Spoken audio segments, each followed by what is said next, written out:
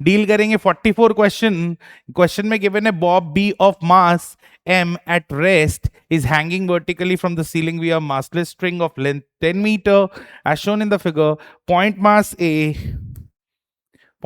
a of mass m traveling horizontally with speed 10 meter per second. horizontally travel कर रहा है ये वाला जो a mass particle है, ठीक है, और एक है आपका b mass which is at rest, तो इसकी इनिशियल स्पीड 0 है, ये दिया हुआ है, और ये हॉरिजॉन्टली इस डायरेक्शन में ट्रैवल कर रहा है with a speed of 10 metre पर second, hits the bob B elastically. अब इलास्टिकली का मतलब होता है कि हमारे पास इलास्टिकली का मतलब हो गया टोटल एनर्जी, काइनेटिक एनर्जी, ये सब क्या हो जाएगा बेटा, मोमेंटम, ये सब कंजर्व हो जाता है.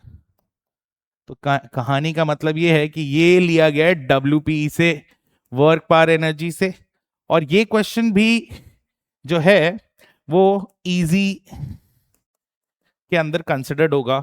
The bob B rises to h height metre, मतलब अगर ये पार्टिकल आ रहा है with some velocity, with some kinetic energy, velocity है तो काइनेटिक एनर्जी आके इसको हिट करता है, ऑब्वियसली ये जो बॉल है वो ऊपर की तरफ राइजन अप होगा, बेस लाइन से कुछ ना कुछ हाइट राइज होने वाला है, और ऑब्वियसली इस पार्टिकल, इस बॉल के अंदर एक एनर्जी स्टोर्ड होगी, that will B potential energy. इस ए के पास था काइनेटिक एनर्जी, एनर्जी कंजर्वेशन चलेगा, तो बाय कंजर्वेशन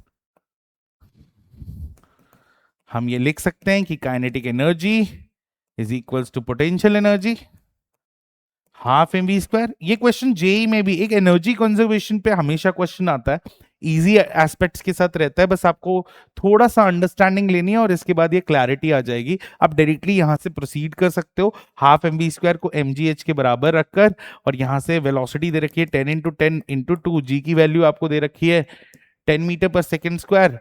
तो बात कुछ ऐसी है कि यहां पर भी 10 आ जाएगा और ये हो जाएगा आपका हाइट h, तो 2 1 जा 2 5 जा 10 एंड 10 कैंसिल 5, तो h जो है कितने हाइट तक ये राइज होगा, that will be 5 metre. Option 1 is 8, 2 is 7, 3 is 5, third option again.